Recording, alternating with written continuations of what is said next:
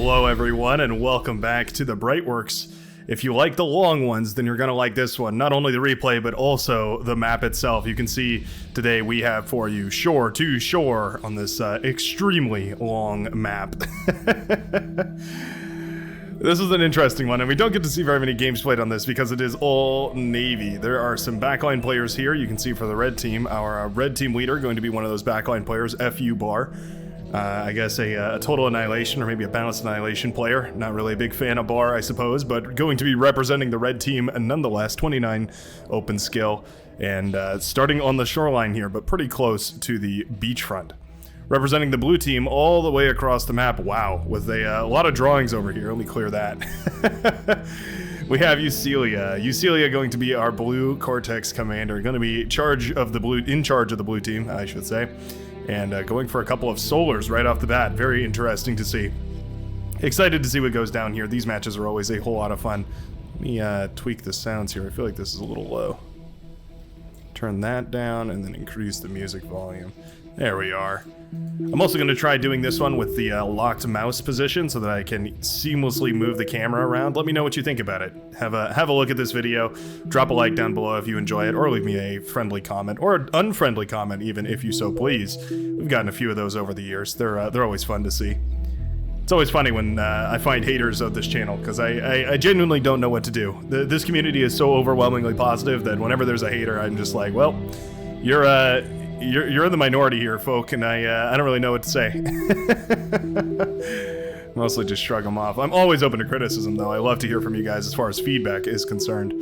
Construction ships are popping out of naval labs all over the place. We can see Cortex labs in the majority. Yeah, 3 Cortex up north with a single Armada commander down south here. To nowhere. To nowhere? Yeah, I think it's to nowhere. our brown player for the red team here. It's going to be brown, hot pink, light pink, and I guess that's kind of a tan-ish, a light tan. Going to be representing the front lines of the red team on the front. Here on the blue side for the blue team, we have a lot of green in the water, actually. Both of the, all 3 of the green colors. We have dark green, medium green, and lime green. Someone called this mint in a comment under one of the other videos, one of the most recent videos, and I think that's the perfect name for this. This is definitely a mint color. Look at Chill 1177. Holding the line right next to Talissa, our lime green player, and we have Mini Granja going to be our dark green player for the blue team here, stepping into the water. Now behind that there is also Neurolysis. Not sure exactly how to say that one either, but a Cortex commander getting into the water here. I do love to see it. Now in this map with 20 power, you can see that there's tidal energy is going to be basically as efficient as fusion power. I believe it's 20 is just slightly less efficient than fusion reactors, and 21 is just slightly more.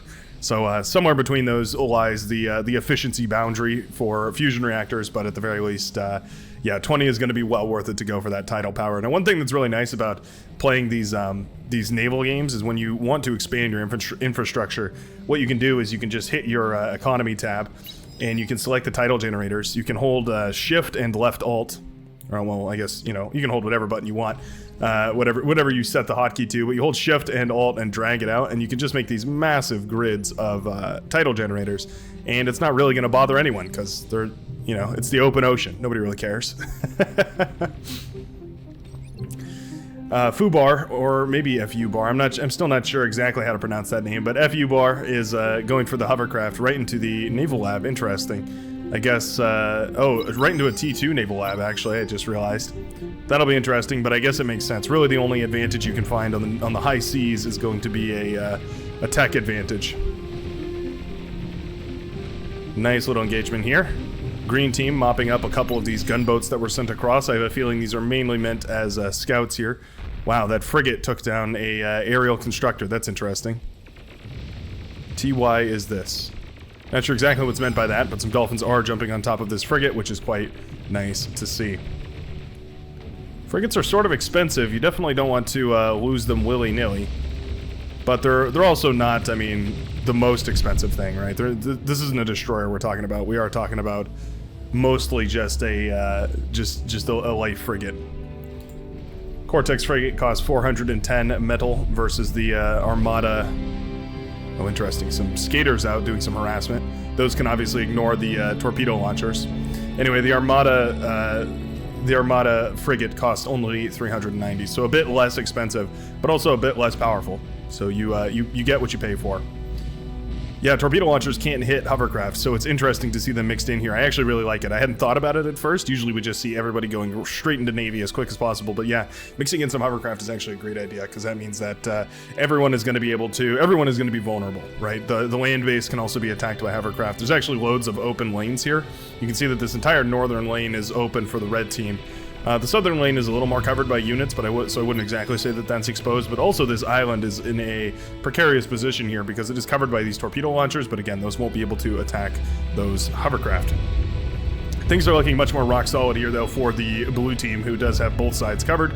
We have some light gunboats holding off on this section, and we have a force by Talissa, the Dolphins here, making sure that this area is covered as well. So I like the front here for the blue team quite a bit more. Expanding is very important on this map. Getting some sort of expansion is always going to be, well, it's going to be the way that, at least in the early game, you out-eco your opponents.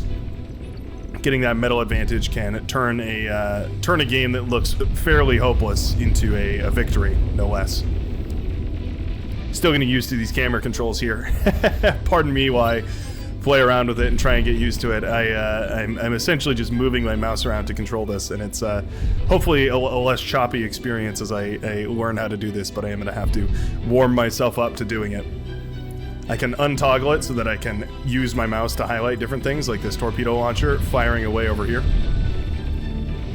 And then I just click and resume, and I can do this sort of seamless experience instead of clicking and dragging around. These torpedoes are quite nice against these dolphins. Ooh, why'd that one turn around?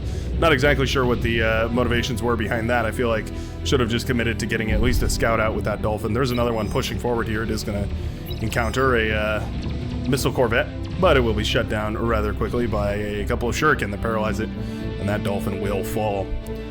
So at this point, I think this is getting kind of expensive. We really don't want to waste these dolphins. We kind of want to build them up in mass. Dolphins are very, very powerful when you use them in big masses, big groups. They can really go hunting, and they can take down some stronger opponents for sure. I like that the commander is pushing pretty far forward. I mean, the dolphins are far forward too, but the commander pushing forward with the static defense is definitely worthwhile. Static defense in especially the naval theater is very, very powerful. I wonder, did you guys see that? I wonder why Eucelia's tag was purple there for a second. That's odd. I'm not sure what happened there. I think it must have been a glitch. But yeah, I was saying the static defense is very, very powerful especially in the naval field because, well, they just do so much damage to the ships that they can really get tremendous value out. Now, one organization of ships, one I guess you would call it one armada. One fleet style that I really appreciate as far as Cortex goes, I have been playing a bit more Cortex, is going for a mixture of riptides, submarines, and herrings, basically just mixing all three of these together. And what that means is that you have the riptides for dealing with dolphins, because if you have enough of them, then the dolphins can't really get close, you can just run them away. But really what you do is you park your submarines underneath the riptides. So you have your riptides out here, and then the dolphins will try to jump on top of them, at which point your submarines can start firing, and you move the riptides back. So the riptides are firing, the submarines are firing, and all the while the dolphins are falling. Mix in a couple of missile carriers to deal with any light aircraft rather. And you've got yourself a really dangerous composition there as a Cortex player. Now, very metal dense, so you do have to be aware of that. You have to kind of keep that balance maintained while you're scaling up your economy. But very, very powerful once you can get to that tier. Talissa is setting up a bit of a forward defensive line. I also see some defenses coming up here for Neurolysis. Sounds like, what does that remind me of? Evangelion. I'm not sure exactly. It just sounds like some project straight out of an anime. We're talking about anime on stream, actually. I'll be doing that right after recording this video. Funnily enough, Wednesdays and Saturdays. Wednesday streams are around 12 Pacific Daylight Time, and the Saturday streams are a little bit later. Call it about 4 Pacific Daylight Time. Might start changing that up and just doing both a little bit earlier, because there are a lot of viewers that tune in for both streams from all over the world, and coming in on a Saturday on 12 noon is probably not too hard. But either way, I'm happy to take feedback from you guys and hear what you guys have to say. T2 is up and running, by the way. I should probably get back to talking about the game, shouldn't I? Ucili has gone into a T2 bot lab here, not yet getting into the water, just making sure that the team has all of the T2 that they need. There's also a T2 bot lab here for Jorumgar. I want to say Jorumgar, like a Viking. Jorumgar. Welcome to the hiking. Welcome to the halls of Jorumgar, the ancient home of the Viking Lord. Something like that. Anyways, Ghost Catcher has been given a T2 and is going to start upgrading these mexes to T2. Half Robot, the air player here for the blue team. Frankly speaking, I think you should probably go for 2 air players. I think that's probably justified. Have somebody tech up, or maybe 2 players in the backline tech up exceptionally quick. Just work together to tech up as fast as possible. And then, yeah, you just go straight into 2 players having T2 Eco and T1 aircraft. And you're going to be able to pump out so many aircraft so quickly. I think it really worked pretty well. Aircraft are very powerful, especially on the naval field. You get a couple of those torpedo bombers out and you manage to keep them alive to drop a couple of volleys on some ships, and you're going to be in a great position. They can do a lot of work. Dolphins trying to get aggressive here, gunboats as well, trying their very best, but not able to get a tremendous amount of value. Looks like it's going to be Kabir here, our orange player for the red team, for the air theater. I notice the music is shut off. Uh-oh. There we go. Path few have taken. Boy, that sounds dramatic, doesn't it? So if you're ecoing the backline, always remember that these T2 labs are worth quite a lot. You can really milk those for a lot of money, and if you're looking to make your economy grow exponentially, you might consider eating up those labs in the backline. It's just one way to fund a little bit more economic growth. I mean, it's 2,900 metal, so it's almost an entire fusion reactor. Like we can see that T-Coal likes Pole is going for here. That fusion reactor would be up and running. The economy currently is stable enough. Building more build power, I do like to see that. Wind is also pretty good on this map. 8.2 wind risk and 18 max. Yeah, that's definitely a very good wind economy. Going for a little more build power here. I don't hate it. But yeah, definitely build a metal storage and eat up that T2 lab if you're just going to go for pure technology. Engagements on the front lines, we have missile carriers, missile corvettes, I should say. The carriers are the T2 ones. Here you can see those dolphins, or not the dolphins, the orcas rather, being very devastating to the dolphins, launching those long-range torpedoes here. Very tough to deal with. I think it's about 3 shots in order to kill one of those dolphins with the submarines. It's an interesting misalignment where the Cortex submarines take 4 shots from submarine fire from torpedoes in order to kill, where the Armada ones rather take 3 shots. So the Armada submarines are a little bit less expensive, but also a little bit less durable. But when it comes down to the difference between 3 shots, that's it's very minimal. But it definitely can have a huge impact on these engagements when the numbers are so small, right? It means that 1-to-1, the Cortex submarine should always win. It's orcas versus eels, so I guess it's fair. The orca seems like it should be a little bit more powerful, at least in my book. Hover tanks and hover missile launchers are rolling on forward here. I'd love to see these missile launchers starting to get to work on that heavy laser tower. These are dangerous, those heavy laser towers. They certainly can melt through those T1 vehicle armor plates pretty quickly. Front lines are starting to stall, so I am, gonna click on the 2X button here and speed things up just a little bit. Try and get into the T2 stage ASAP. We are up to T2 constructors in the water for the blue team. We can see at least 1 T2 lab. Do we have any more? Yeah, there's a T2. Oh no, that's still T1. I always get the Cortex T1 and T2 labs confused. They look pretty similar, at least to my eyes. We do have T2 labs up for the red team. We have 1 lab up now, and looks like a second one is on the way, which is great. Those will be able to pump out those T2 units. You'll get that T2 economy up and running, and that's all well and good. Now, I wouldn't mind these T2 constructors being handed out to all the naval players. Upgrading these metal extractors is going to be 100% critical. If whatever team can upgrade their metal extractors first is going to have a dominating lead in the late game here.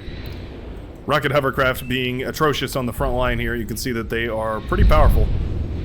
When their rockets manage to land on something, they can do a tremendous amount of damage, especially for a T1.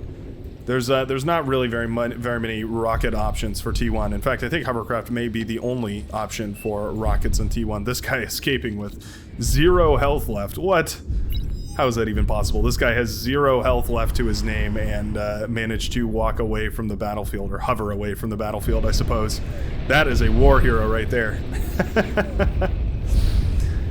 Yeah, now we can see these missile carriers becoming relevant as the fighters start to engage each other here. Certainly one of those things that's important to include, because otherwise you get countered by very, very cheap units, right? Shurikens can come shut you down. The EMP bombers, the T2 Armada EMP bombers can come shut you down. So it really becomes 100% mission critical that you include some sort of anti-air in your force. You also have to consider the fact that they could bomb you if you don't include T2 anti-air. They could drop torpedo bombs on you. They could do all that sort of stuff. Missile ships are just an excellent option. I like them a whole lot better than the skaters. I think they just offer a whole lot more. They're long range. They can attack both ground and air versus the skater, which has its twin light lasers. Very cheap, very replaceable, but certainly not nearly as threatening, I guess I would say. It can't apply pressure the same way. Destroyers have a range of 700. The heavy floating laser tower has a range of 630. So technically speaking, these ships can outrange the heavy laser towers and start to disintegrate them. But if they push too far forward, they risk getting jumped upon by a lot of swarmy units, dolphins, gunboats, frigates even. Very, very tricky to deal with. Long-range battle submarine here, trying to fire away. I think it's trying to target the commander. It might just be shooting at whatever it can, really. And for that, it is doing a decent job here. Ooh, a little bit of fire from those destroyers, but eventually it will back off. They are pretty tanky, the Serpent. Huge fire range, too. It really can fire for miles and miles. Those torpedoes are devastating. So it's about half the health. What is that? 42% health off of one of those destroyers with a single hit. Very, very powerful stuff. Great job including that on the front line. Very expensive to get out, but I think it's definitely gotten its value out. Just the sheer amount of damage that this thing can do is massive. It's lost that underwater vision range, though, so... Oh, and it does go down to a bunch of these T1 submarines. That is unfortunate to see. If you can keep them alive and you can keep in the fight, like that one was, you can really start to disassemble a fleet pretty quickly. It was great to include that, but yeah, just a little bit too little too late, I believe.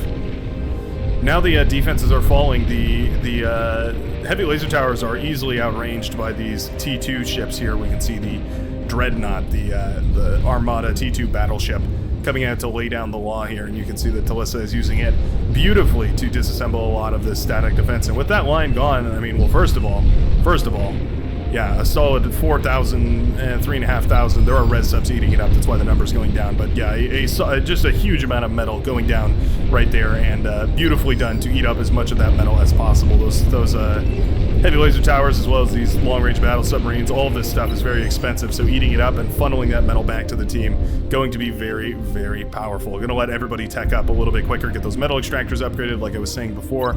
Everybody's going to finally get into that T2 stage. Just a tremendous advantage here for the blue team. Now we have the Despot, I guess it's the Despot. You don't, if you're saying depot is spelled similarly, but you don't pronounce the T, but Despot, I believe you do pronounce the T. So, you know, English, am I right? There was somebody who left a comment saying that they didn't think English was hard, and I was, you know, I'm happy for him, because I don't hear that sentiment very often, and so I'm glad. Anytime anybody is doing well, I'm always happy to hear that. I feel for the people who are struggling to figure out what the hell the rules are when you're trying to learn English. English plays very fast and loud with the rules, and sometimes you just got to go with the flow. You know, you just gotta kind of talk with a feeling more than a rule. Skaters getting into the back line here. We're gonna slow this back down. This was all at 2x speed, by the way, in case you were wondering why everything was running so fast. Is this a Cerberus head? It kind of looks like it, doesn't it? Has those triple plasma batteries, and it can fire away with.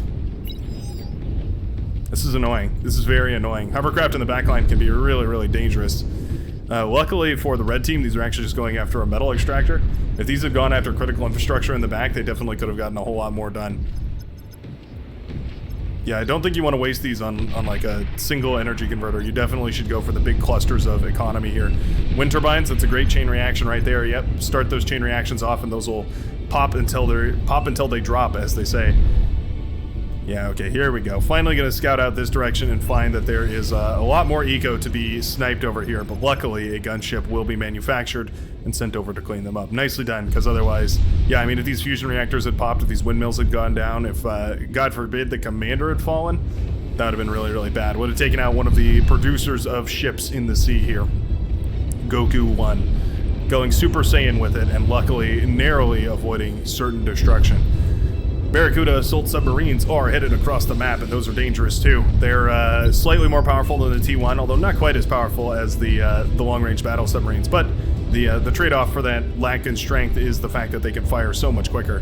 You can see that they can really launch a ton of torpedoes, and they're fairly tanky. I mean, you saw it taking multiple hits from depth charge launchers there on these paladins, which is always very, very useful.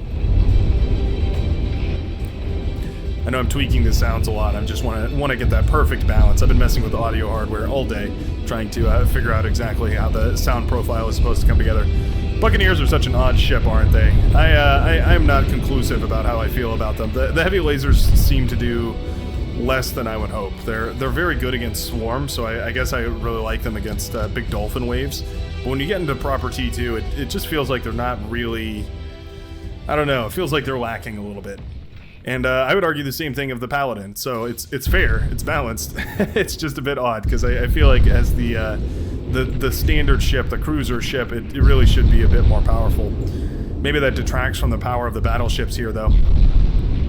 These are a very expensive unit to go for, so I guess it makes sense, right? If you're gonna go for your more expensive ship, you want it to have quite a bit more oomph.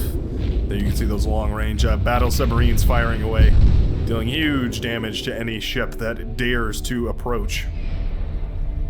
Now, meanwhile, a significant air force is building back here. It looks like the blue team did eventually go for a two-man aerial force.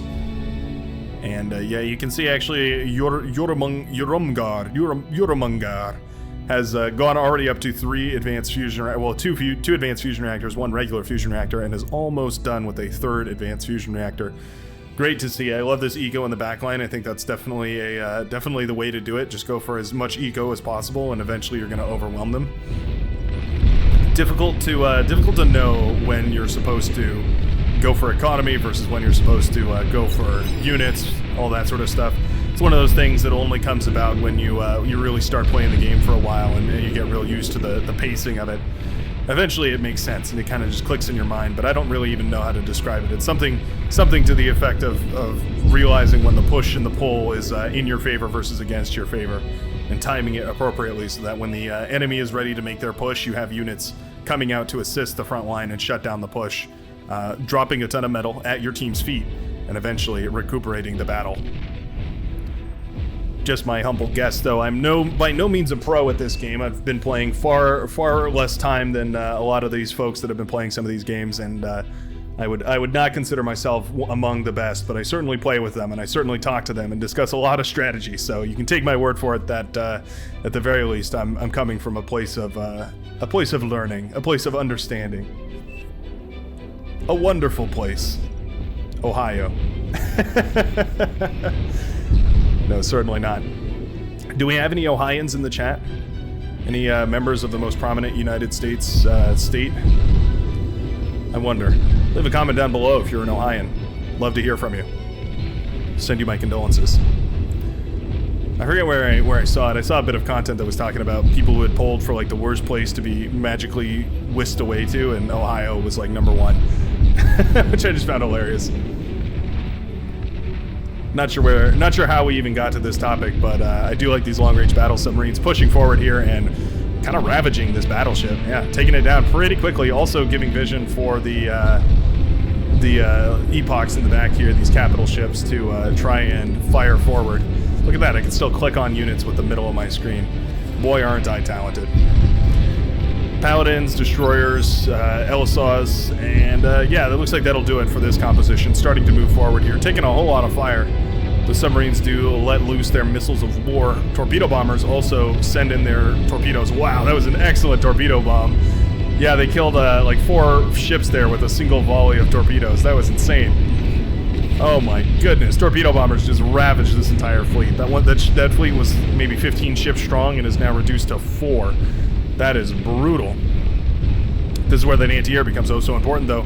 These torpedo bombers are caught out, and they need to retreat back. Luckily, there's some air in place to thwart the advances of the purple fighter craft, but that certainly could be very dangerous, especially when these fighters start, or these bombers rather, start to clump up.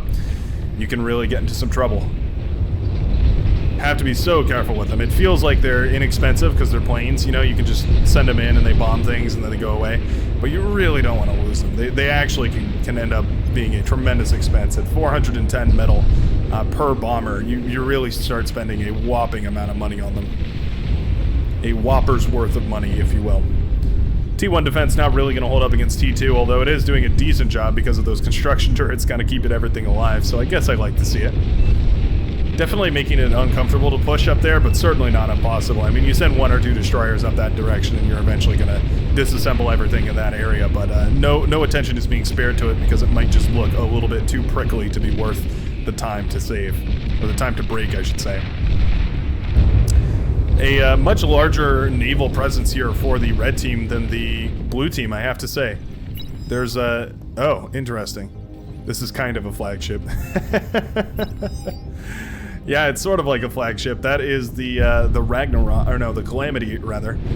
Yeah, it's the late game plasma artillery. It just fires and fires and fires some more, and eventually, after all is said and done, there's usually nothing left in its wake.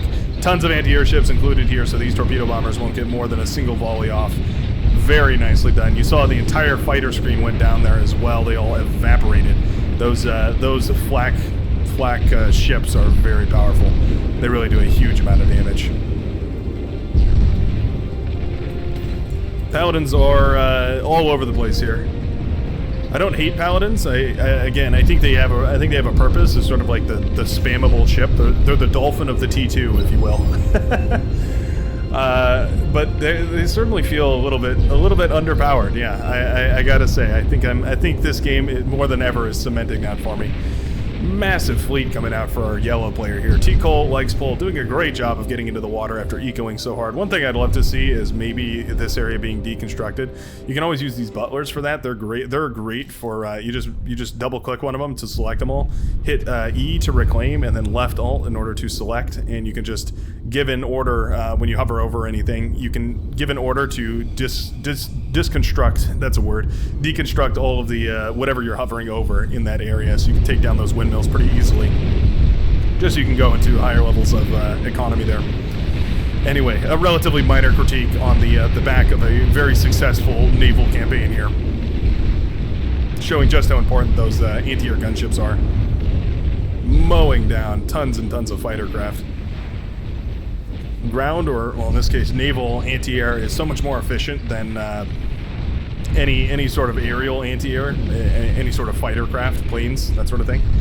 So it's always worth it if you can to try and sneak a little fighter underneath the enemy's air wall, especially if they have it on a patrol path. Because you can imagine if it's on a patrol path and you finish it and you figure out where the patrol path ends or starts or something like that, you can park a single anti-air there, and eventually you're going to be able to disassemble the entire air wall. The whole thing will come down because over time, the ships will get bursted down and that sort of thing. I'm losing my words here because I'm trying to focus on multiple things at once. Talissa is under a lot of depth charge fire here as these Buccaneers march forward. The combined arms of red and yellow marching in, but the Calamity is up and running. Now, not really enough power to run it at the moment, but it is firing away at Kale Weaver. It's now taking heavy fire. Now it's decided to turn its ugly head towards the ships over here in the middle of the map, and it does a lot of damage. That cannot be denied. You can see it's starting to actually chip away pretty heavily at a lot of these ships here. Doesn't really have perfect vision, so it's not able to do not able to do a terrible amount of work, but it can certainly dissuade these units from pushing far forward. This is why I think what we need, more than the naval transport, what I think we really need is a naval shield generator, like the aircraft carrier. I think what they should do is, instead of making it a anti-nuke aircraft carrier, I think they should convert it to a anti-nuke shield generator. It just generates a tiny little plasma shield that, like, maybe one capital ship and a couple of support ships can fit underneath. I think that would be really, really powerful. It would also make the naval battles really epic, in the sense that you're going to have all of these capital ships raining artillery fire on each other and being deflected in every direction. You have to be so careful about where you position them. Yeah, imagine if this anti-nuke ship here had a little shield battery, and so you would park it right next to your capital ship. You could also make it its own unit, right? Just make a unique unit. This is actually really dangerous to have this shield right here, because you can imagine that if shots ricochet off of it, things are going to get out of hand very quickly. How far can this thing reach is the question. Yeah, certainly if this thing started firing at its absolute maximum distance and one of these shots goes high, you can imagine pretty easily that it might be deflected up, over, and into the backline economies here. I get very nervous when I am playing in the backline and I see my frontline players building shield batteries. I almost always, like, more than artillery fire from a Ragnarok scares me, I'm more scared about plasma shields on the front line. Nothing inspires me to build plasma shields in my economy than seeing a teammate build plasma shields on the front line. It's it's kind of a catch-22, because if the player on the front line doesn't build them, then they're just going to be in a terrible position to get bombarded by artillery. But if they do build them, then they might be deflecting those shots back into the backline economy and crippling the entire team. So what do, right? Do you take the hit? Do you soak the damage, or do you just let your team know, hey, I'm going to build a plasma shield. You guys might want to be wary of falling projectiles. Difficult thing to balance. Capital ships are very tanky. Very, very tanky. We can see a Black Hydra slowly sinking to the bottom of the ocean. We do have res subs out. I've seen them here and there. I do like to see them. They are necessary. They're not nice. They're not convenient. They are downright necessary for naval engagements. You will not win a naval engagement without using some sort of resurrection reclaim. Just because of how much metal goes into any of these ships here.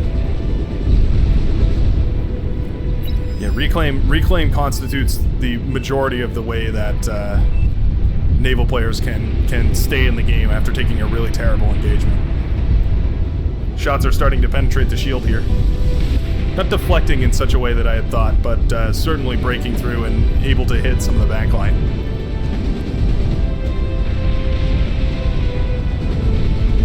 The generator is so low on power, it actually doesn't even have the energy to deflect. It sort of slows things down, but it's not really deflecting anything. Oh, now the generator is completely shut down. It's me. Oh, wow, what a snipe. Kaleweaver takes a hit. Shot lands right on the commander's forehead, blowing it to smithereens here, probably wondering what the hell happened to his base. He looks back and suddenly everything is gone. His commander is lying face down in a puddle on the side of the street, drunken as all hell, and only worth the 1.25 thousand metal tied up in its corpse. That is brutal. That is really brutal. Kaleweaver now reduced to, yeah, if I'm not mistaken, just a couple of walls and I guess a T1 destroyer. That is tough. Asking for some cons in the chat, very good to see. Hopefully somebody lends one. Always nice to give your teammates the chance to try and recuperate back into the game. If you get taken out on the front line, essentially you're given the authority to just try and eco in the back as hard as you can. Maybe it'll work, maybe it won't. You might have time to get into the game if you're especially good and you make all the right decisions. Otherwise, you might not, and that's just the price you pay, right? I've certainly seen games where players that are in terrible positions, I mean, entire base is gone, nothing but a constructor to their name, managed to build all the way from a energy converter-based economy up to a proper T2 economy and get back into contributing to the game. Submarines caught a little bit far forward here without anti-air support. I think everyone's a little bit too afraid of that cannon. I mean, too afraid, right? What can you do? The cannon is brutal. It's even actually able to shoot at the naval unit, or the submerged units here. I didn't even realize that, but yeah, I guess those shells have a bit of a AoE to them, or more of an AoE than I thought, and they're able to start blasting away at even submarines, which is just amazing. Wouldn't mind seeing this thing vary its fire rate. I mean, it probably doesn't have vision over here. Yeah, as far as it knows, there's still labs and stuff over in this direction. As far as it knows. I should say as far as Ucilia knows. There was a person controlling this. Oh, torpedo bombers there. I was wondering what this weird shape was. I couldn't quite make it out. It's torpedo bombers, and it's a ton of them, too.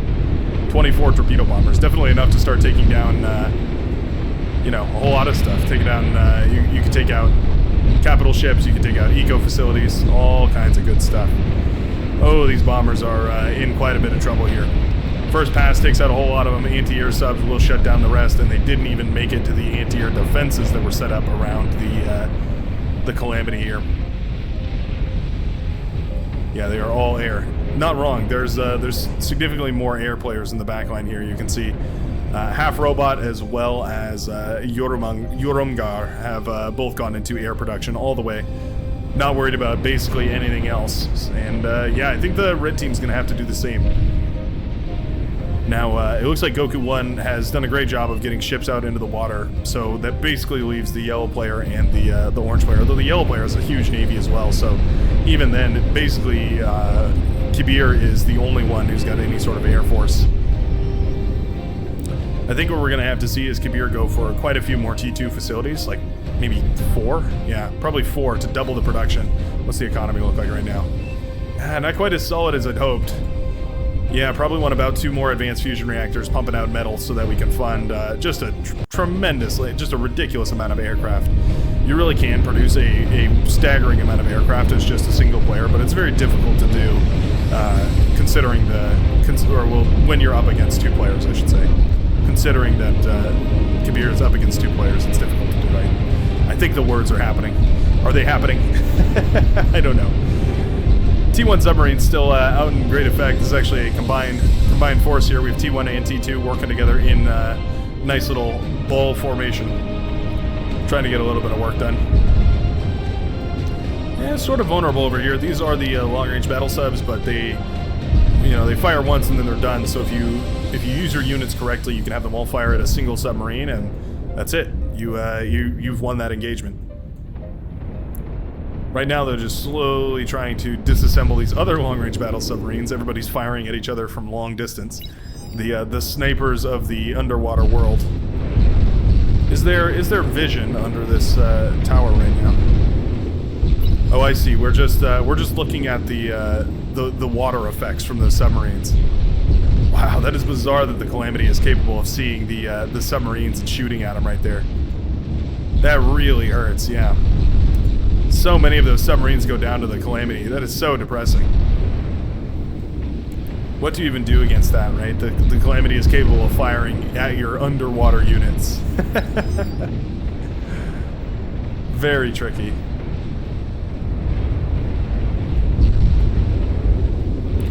Capital ships begun hailing bullets towards the the brave paladins that were trying to sneak their way forward here. Not gonna happen. They bravely decide to turn tail and run. Gonna speed it up a little bit here as things are starting to slow down once more. I think both teams should just commit to a ridiculous amount of fighters and go for the mother of all bombing runs. Now there's tons and tons of static anti-air from the, well, I guess I shouldn't say static, but the naval anti-air is fairly static anyways. Yeah, torpedo bombers trying, but again, there's so many of those anti-air ships. It's really hard to get any kind of work done. So what I'd really like to see is this Calamity targeting this row of ships, trying to punch a hole in the anti-air defenses, and then eventually having a monumental amount of fighters and bombers sneak through. Oh, that works too. Big nuke coming down right up north here. Doesn't kill the capital ship, obviously, but it does take out some of those anti-air ships. I'd love to see more and more of that. As far as the red team is concerned, I'd love to see some anti-nuke ships mixed in here. It looks like we will indeed be pushing some of those out towards the front lines, which is very, very nice to see. It's not like a nuke is going to hurt a capital ship too much, but certainly, you know, you don't want them to take that damage. It does damage them a little. That's never fun. Again, anti-air ships parked out in front of the capital ships. Very nicely done. Going to shoot down tons and tons of these bombers, as well as a lot of the fighters that were accompanying this.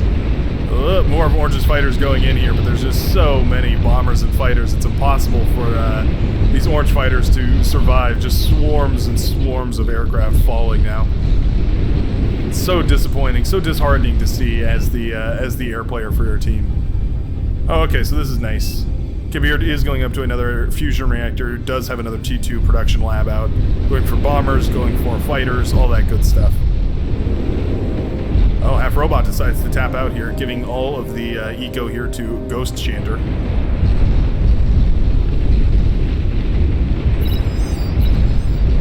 Wow, didn't expect that. Maybe just had something to do, because that seems like a early GG to me. Probably just some you know, some real life business happening. Anyways, a bunch of these long range battle submarines are marching forward. They've decided to commit to a little bit of a push here.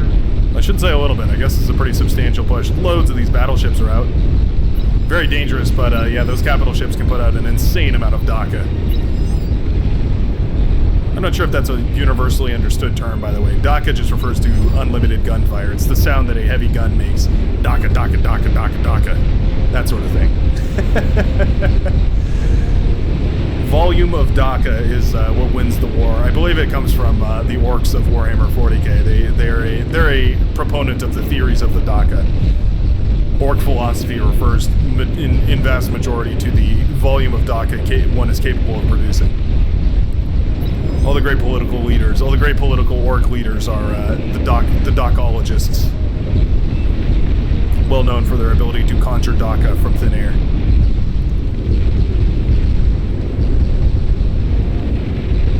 Wow, that Black Hydra was standing strong. Had something to prove, that's for sure.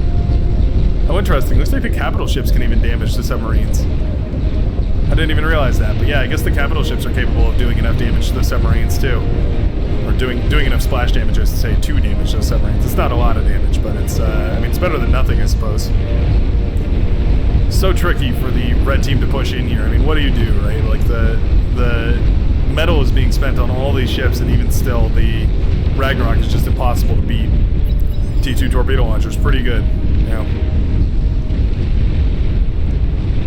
Eventually, capital ships will be able to whittle that down, but it's going to take a while. Nuke is launched. Wow, we're burrowing through this island as we speak.